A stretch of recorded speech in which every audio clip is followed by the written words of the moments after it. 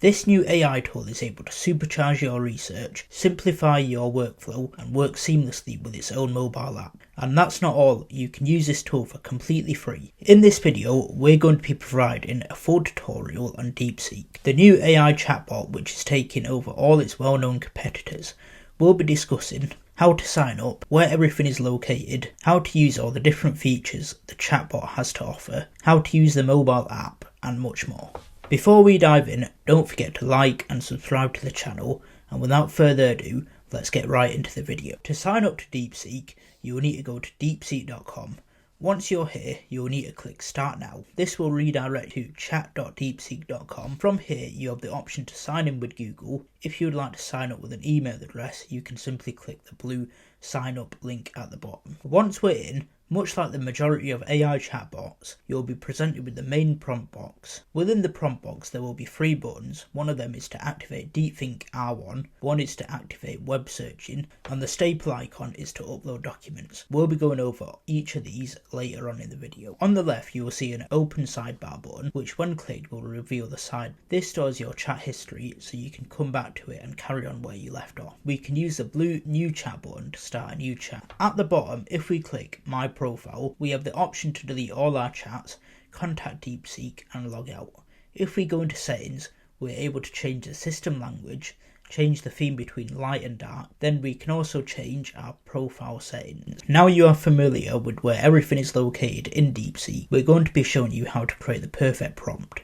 When writing prompts for DeepSeek or any chatbot, it is important to clearly state what you would like the chatbot to do and include any relevant context. For example, instead of asking, how can I use AI in my business? It would be better to say, I am an independent coffee shop owner with no technical background. Can you explain AI to me in simple terms and suggest 5 ways I can use it to improve my marketing effort? Now if I enter this prompt into DeepSeek, in the matter of seconds, it has provided an explanation of what AI is, 5 ways we can use AI to improve the marketing of a coffee shop, and then under the section for getting started, it has provided a list of AI tools or tools which use AI that could be helpful for a coffee shop owner. Going back to the 3 buttons on the bottom of the prompt box, when clicked, the first one will activate DeepSeek R1. Now you're probably asking what DeepSeek R1 is and what difference it makes. Well, this is a feature which DeepSeek offers, which when activated enhances the chatbot's reasoning capabilities. In other words, it enables the chatbot to provide more detailed step-by-step explanations, which is useful when you are looking for more in-depth answers for complex topics. To put this to the test, I'm going to enter a prompt into DeepSeek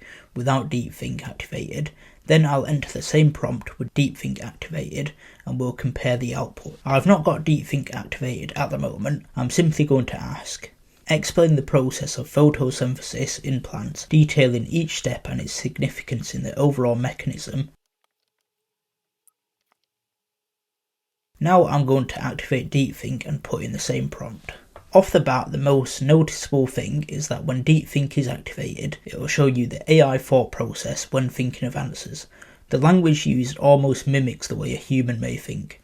For example, at the start it says, okay, I need to explain the process of photosynthesis. Then throughout it shows it remembering certain details. For example, wait, I think there are 2 main stages, and wait, but photosystem 2 comes before photosystem 1 in the process. After it has shown its thought process, it has generated its final answer, but without DeepSeek activated, it has just given an answer as quick as possible. This means that when DeepSeek is activated, it may give a much more thorough, thought out answer. We're now going to take a look into the search feature. When this is activated on the prompt box, any prompt you type, DeepSeek will be able to search the web in order to provide an answer. For example, I'm simply going to type, what are the best countries to visit in March that are hot? As expected, it has provided a list of different countries. If we click the button at the top, it will open a sidebar on the right, showing all the websites that it got its information from. If we click on any of these, it will take us straight to the website.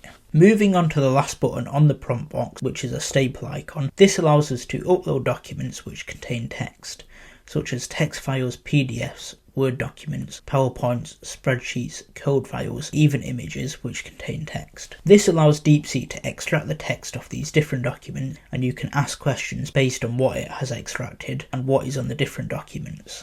Unfortunately, this feature is not currently working for me, so I'll not be able to showcase this, but we'll create another video in the future when this is working. DeepSeek is a mobile app which is available on iOS and Android. When you first open the app, you'll be prompted to log in or create an account. As I already have an account, I will click sign in with Google. Just like the web app, we'll be presented with the main prompt box with the three buttons: Deep Think, Search and Upload. If we click the button in the top left or swipe right, this will reveal the sidebar where we can see our chat history. We can start a new chat by clicking the button in the top right. The mobile app has the same functionality as the web app, which allows you to be able to use DeepSeek wherever you are. That's all we have for this video on DeepSeek. We hope you found it helpful in learning how to use this new AI tool. Don't forget to like and subscribe to the channel and watch these videos next to keep up to date with the latest AI tools.